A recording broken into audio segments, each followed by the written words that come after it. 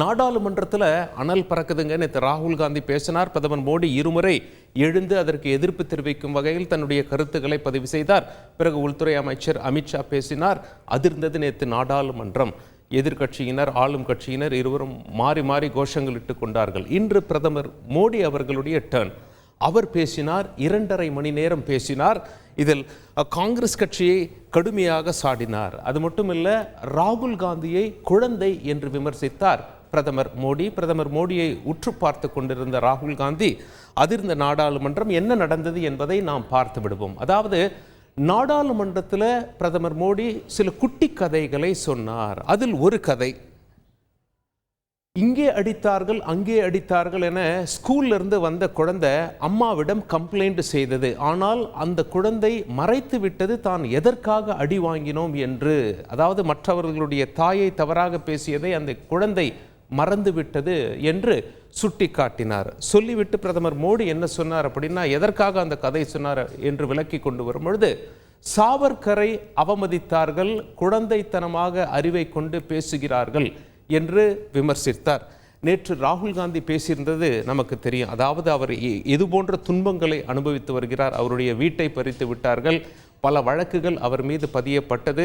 2 ஆண்டுகள் சிறை தண்டனை பெற்றார். இதெல்லாம் அடுக்கிக் கொண்டே வந்தார். அதற்கு பதிலளிக்கும் விதத்தில் பிரதமர் மோடி இன்று பேசியிருப்பது குறிப்பிடத்தக்கது. அது மட்டுமில்ல, குழந்தை புத்தி அதிகமாகும் போது பிறரை கட்டிப்பிடிப்பார்கள், சபையில் அமர்ந்து கொண்டு பிறரை நோக்கி கண்ணடிப்பார்கள் என்று பிரதமர் மோடி சுட்டிக்காட்டியிருக்கார். ஏற்கனவே சில ஆண்டுகளுக்கு முன்பு நமக்கு நாடாளுமன்றத்தில் நடந்தது நமக்கு தெரியும். ராகுல் காந்தி பிரதமர் மோடியின் இருக்கை அருகே சென்று பிரதமர் மோடியை கட்டியணைத்தார்.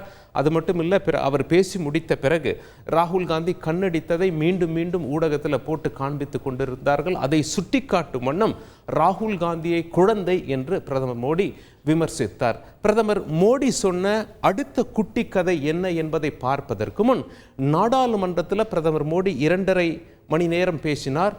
1 நிமிடம் ஒரு சின்ன கிளிப் உங்களுக்காக ரெடி பண்ணியிருக்கோம். அந்த நாடாளுமன்ற நிகழ்வுகளை பார்த்து விடுங்கள்.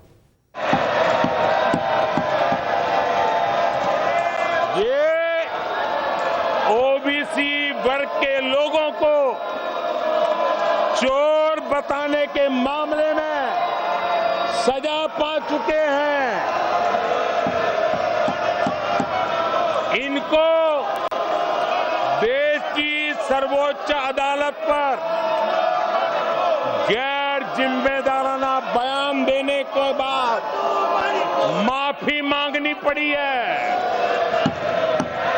इन पर महान स्वातंत्र सेनानी वीर सावरकर जैसे महान व्यक्तित्व का अपमान करने का मुकदमा है।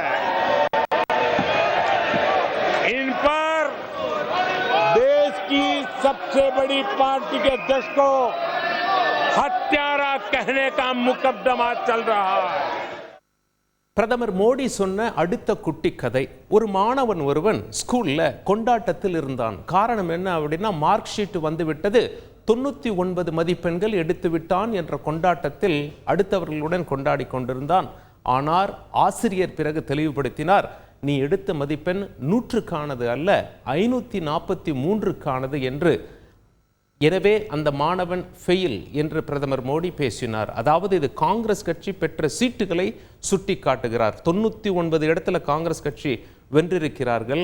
543க்கு தான் நீங்கள் 99 இடத்துல வென்றீங்க, 100க்கு 99 இல்லை, எனவே நீங்கள் ஃபெயில் என்று பிரதமர் மோடி அதை சுட்டிக்காட்டும் வண்ணம் இந்த கதை இந்த குட்டி கதையை சொன்னார்.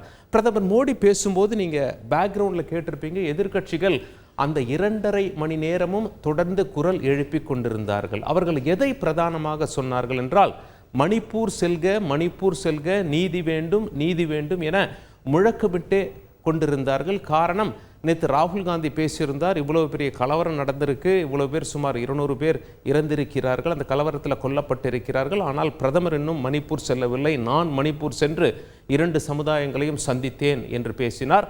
அதை சுட்டிக்காட்டும் வண்ணம் இந்த 2.5 மணி நேரமும் எதிர்க்கட்சியினர் மணிப்பூர் செல்க, மணிப்பூர் செல்க என கோஷமிட்டு கொண்டிருந்தார்கள். அந்த சிறிய வீடியோ காட்சியை பார்த்து விடுவோம்.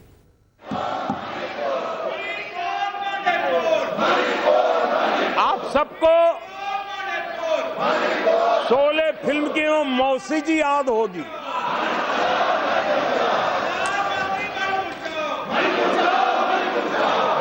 तीसरी बार तो हारे हैं।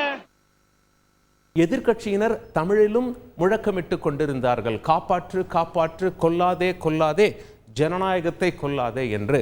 தமிழக அமைச்சர் உதயநிதி ஸ்டாலின் குறித்தும் பிரதமர் மோடி சுட்டிக்காட்டினார். அப்படி என்ன பேசினார் அப்படின்னு சொல்லி கேட்டீங்கன்னா, காங்கிரசின் நண்பர்கள் இந்து தர்மத்தை டெங்கு மலேரியாவுடன் ஒப்பிட்டு பேசினார்கள் என்றும் பிரதமர் சுட்டிக்காட்டினார்.